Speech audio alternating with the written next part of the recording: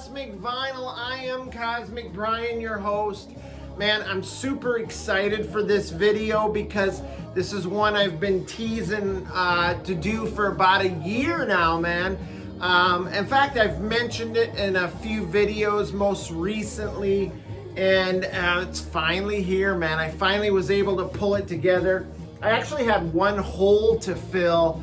Yeah, I wanted to get that album before I did the video, and now all the puzzle pieces are in place, and we're gonna do an artist spotlight video. Let's get excited, let's get pumped.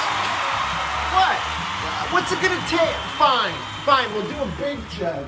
We did skip the big chug on the last video. Let's do this. This will get us in the mood to check out this legendary band and man within the band. You'll see what I'm talking about in a minute. But let's tip this thing back, toss it down, and let's get this party started, vinyl community. Let's do it. Grab your cold brew and your cold drink or whatever, some sort of bev or smoky, whatever. Let's do it. Here we go. Oh, yes, my good friend, of course. Oh, I love it. So the artist that we're going to feature in this artist spotlight is the one and only Alice Cooper. I've been a huge fan of Alice Cooper since I was a young cosmonaut, but never more so once I met my best friend, my best mate, who I mentioned several times in several different videos, and that's my friend Tim Lamb, Timtanium. Up until that point, you know, I liked Alice Cooper. I knew all the biggies like No More Mr. Nice Guy, you know, Dead Babies, School's Out, you know, all the big hits, you know. But it was Tim that turned me on to the deeper cuts and the more obscure albums. And I thank you so much, Tim, man. And it was nice that we could bond over the Coop and his music. And yeah, huge artist in the industry, man. Still plugging away, still playing live shows. So yeah, let's get on with it, man. I'm gonna give you a little history about the band. Also, I should mention that I'm not gonna show, he has such a huge catalog. What I'm gonna do is I'll do part one and then another couple other videos to follow it up. But this video is going to feature solely the original Alice Cooper band albums. Which they were they were badass, just a badass rock band. And their history goes way back into the mid 60s. So, you guys ready to get it on? Talk about the Coop and his bandmates? Let's do it. So, Alice Cooper, I'll give you a little history and then I'll show you this album. But the Alice Cooper band or Alice Cooper group is an artist. They really need very little introduction. I mean, everybody knows the band was legendary. The man is a legend. I mean, come on, they were the original shock rockers. Their live show was insane, just absolutely insane. So theatrical. Like I said, shock rock, gothic horror, hard rock, psychedelic rock, and yes, even metal. So they were a huge influence on lots of bands through the years. I mean, just to name a few, you've got like Twisted Sister, Rob Zombie, Marilyn Manson, Slipknot. I mean, any band that puts makeup on, King Diamond, Kiss.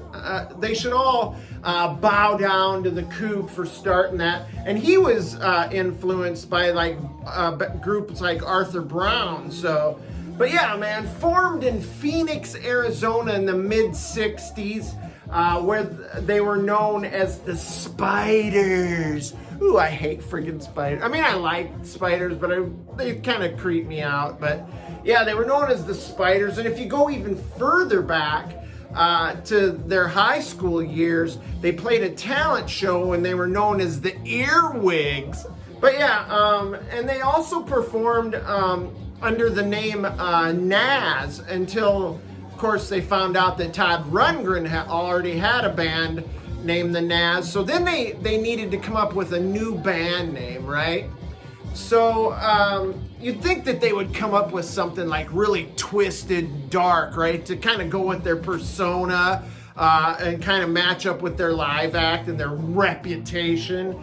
But they did the exact opposite. They wanted something that sounded like wholesome, a name that reminded you of your friends like Aunt or something, you know what I'm saying? So they came up with the name Alice Cooper, which, if you didn't know anything about the band or the legend that precedes them, if you heard the name Alice Cooper, you'd think that was pretty wholesome, right? I mean, and there actually is an urban legend out there that they came up with the name while sitting around a Ouija board having a spiritual seance session where the Ouija board actually led them to the name of this old witch whose name was Alice Cooper, which is a total fabricated urban legend. It's been debunked by the Coop many times, but it sure adds to a good story. The classic band lineup would have been Mark Fernier,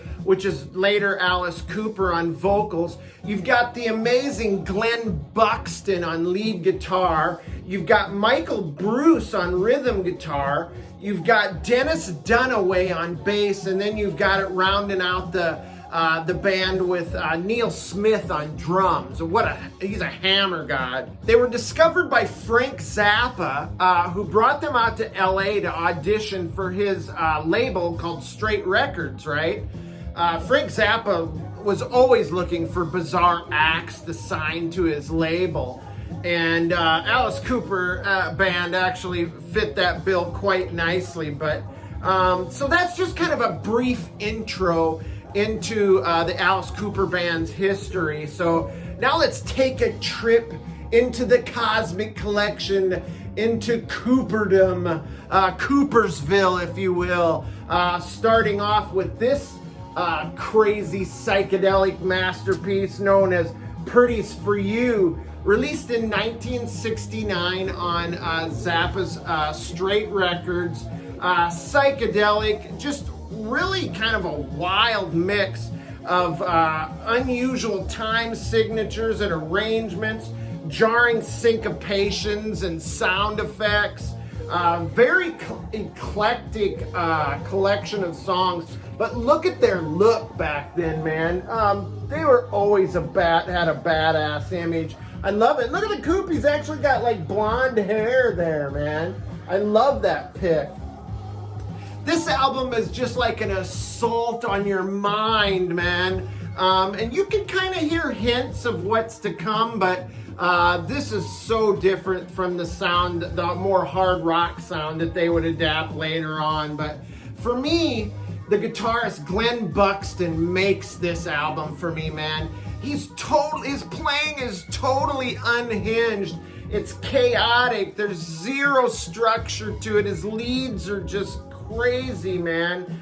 And you can tell the sound is heavily influenced by like a Syd Barrett era Pink Floyd, and that's what makes me like this so much. There's a picture of the band inside there.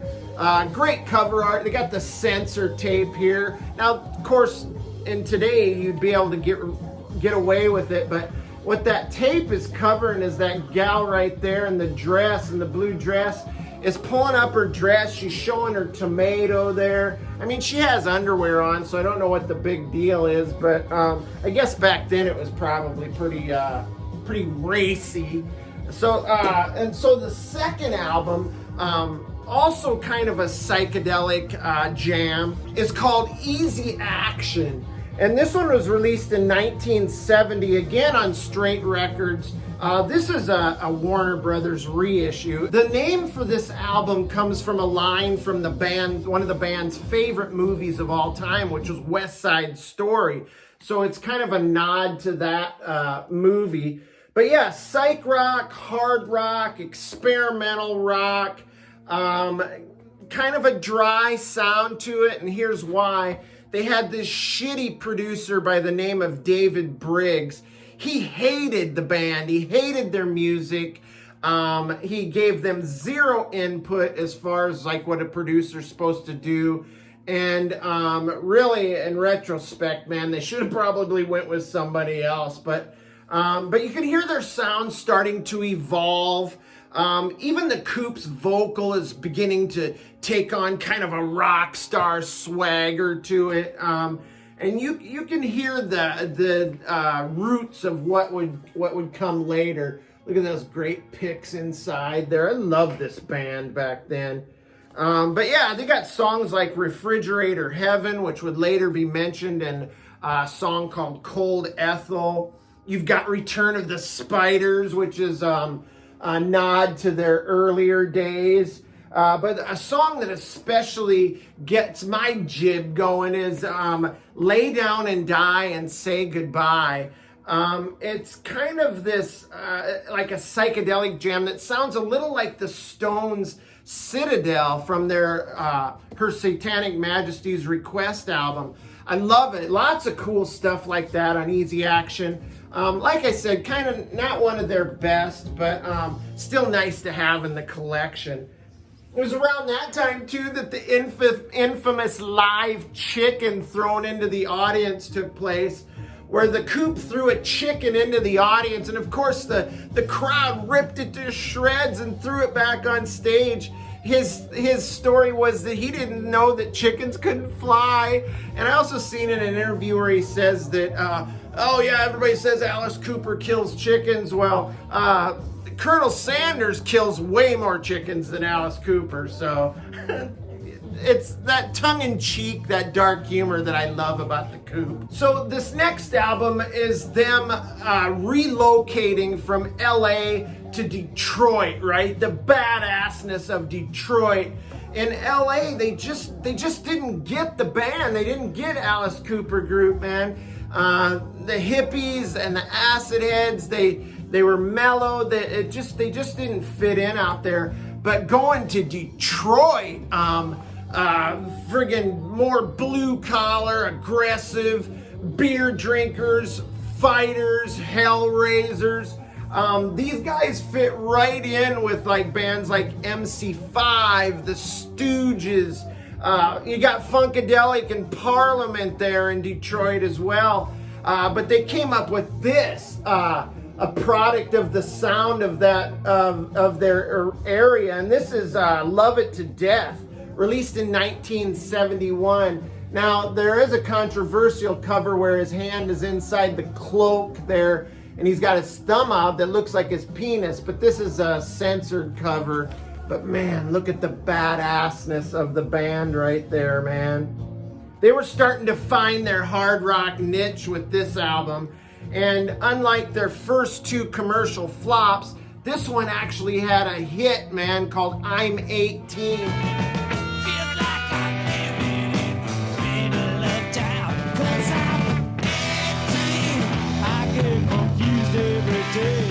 You've all heard it, man. Friggin' amazing. It's a huge song for the band. The songs are tighter. The sound is tighter. It's heavy. The Coopers' vocals are just phenomenal. They went platinum, baby, which would start a long line of platinum records for the band. And then also around this time comes the shock rock and their live show. You've got the live on stage executions with the electric chair. You got the straight jackets. I think you might even have the boa constrictor starting to become part of the show. But yeah, you've got I'm 18. You've got Black Juju, which is a great song. Another standard, Is It My Body? And then you've got the first Alice Cooper theme song, which is the Ballad of Dwight Fry. I gotta get out of here. I gotta get out of this place. I gotta get out of here. I gotta get out of here. I love it, man. The Ballad of Dwight Fry is fantastic. Wait till you see this gatefold. Boom! I love it. Friggin' great, man. What a killer record. Love it to death. Now you start hearing the metal kind of Alice Cooper. Now this next album is killer. And I don't mean just like it's a killer album. That's the name of the album. It's called Killer. Look at that. I love it, man. And look at the band right there. That's so badass. And you've got the snake on the cover. You've got the snake coming down above them there, man. What a great picture. Also released in 1971. One of the most amazing opening ball-grabbing tracks of all time with Under My Wheels, heavy guitars, boisterous lyrics and vocals. You've got some horns in there, but in this case it adds a heaviness to it. I know you wouldn't think that, but it really adds something to the mix, and the production value on this album just really takes a giant leap forward. And this album and this one, both produced by Bob Ezrin, who would produce all their albums up till their last studio album. He was a genius, man. He produced a lot of the greats, man. But yeah, this is, it's got Be My Lover on it. And it's got Halo of Flies, another just one of those tracks that I really dig. Just kind of showing that they can create a King Crimson style prog jam and progadelic song. And it's just such an amazing track. And then you've got Desperado, which is a nod to their good friend Jim Morrison.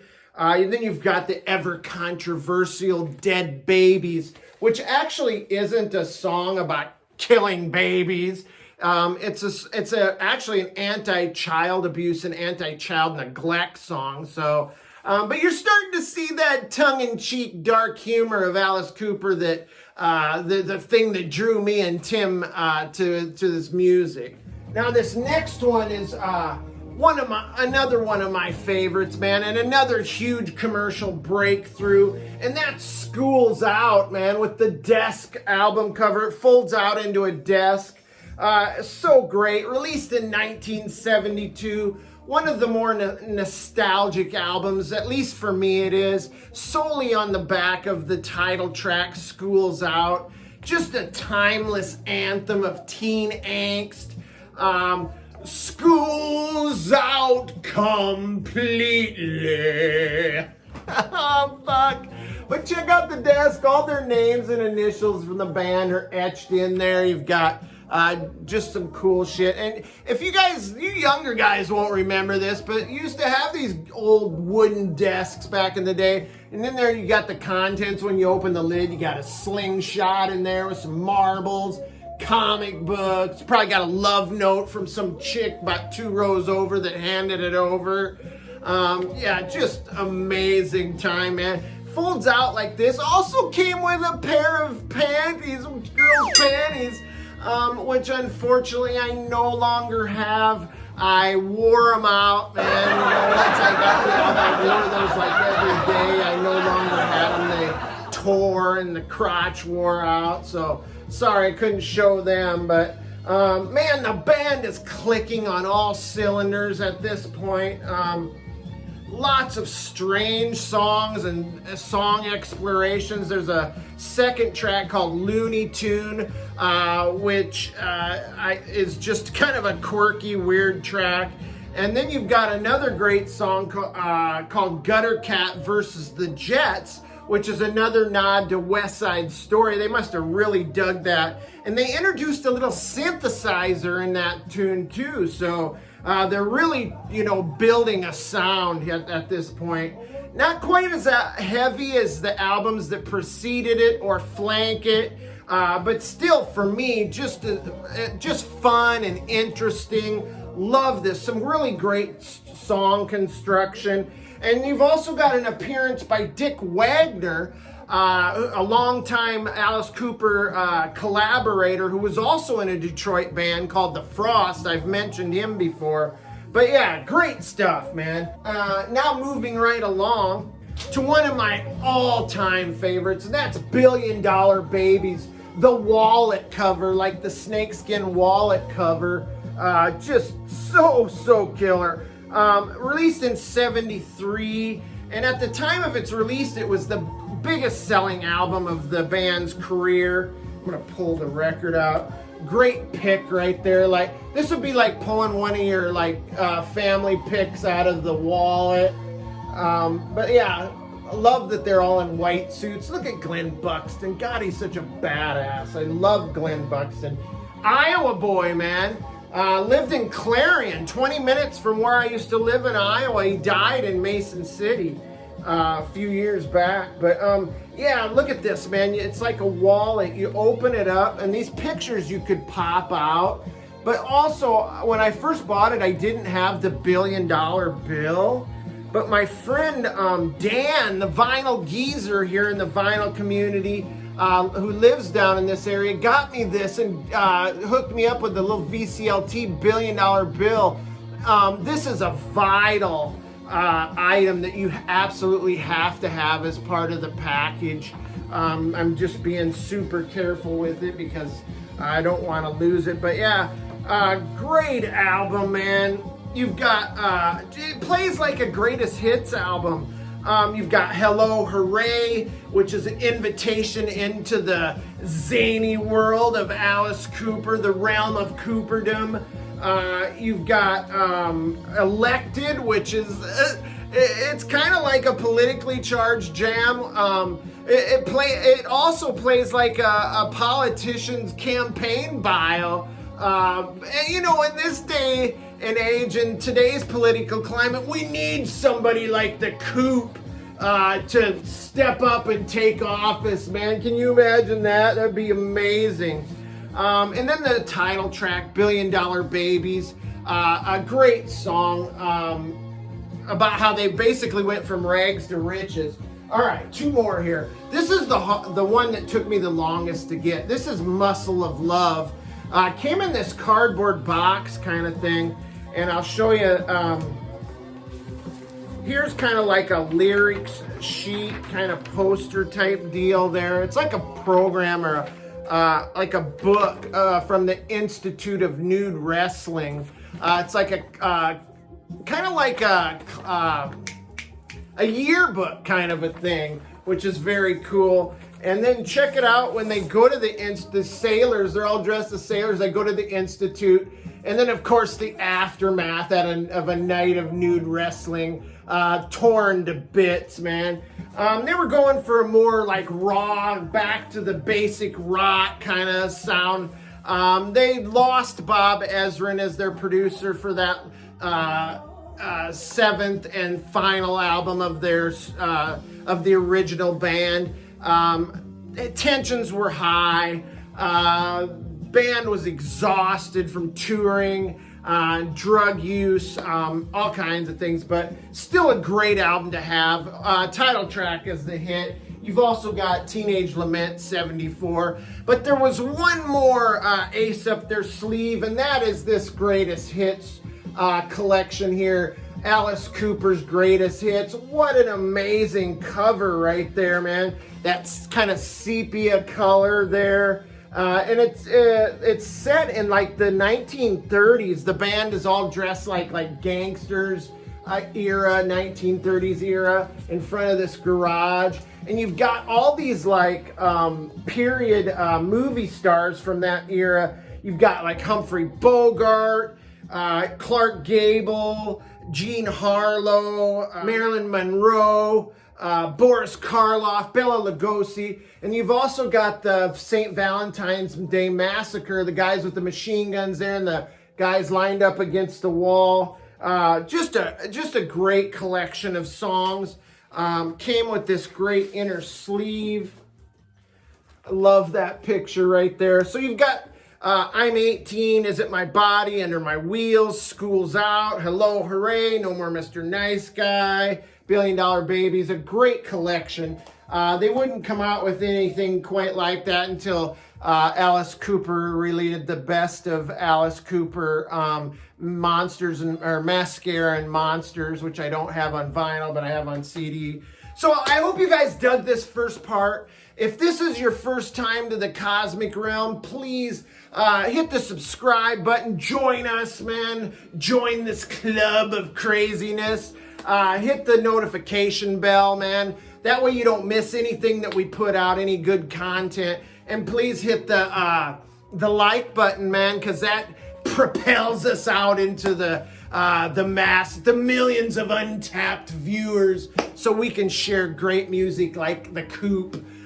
So yeah, we'll come back again with part 2 in a little bit here, but stay cool, stay cosmic, and it's only rock and roll and we love it. We'll catch you on the next round. Woo!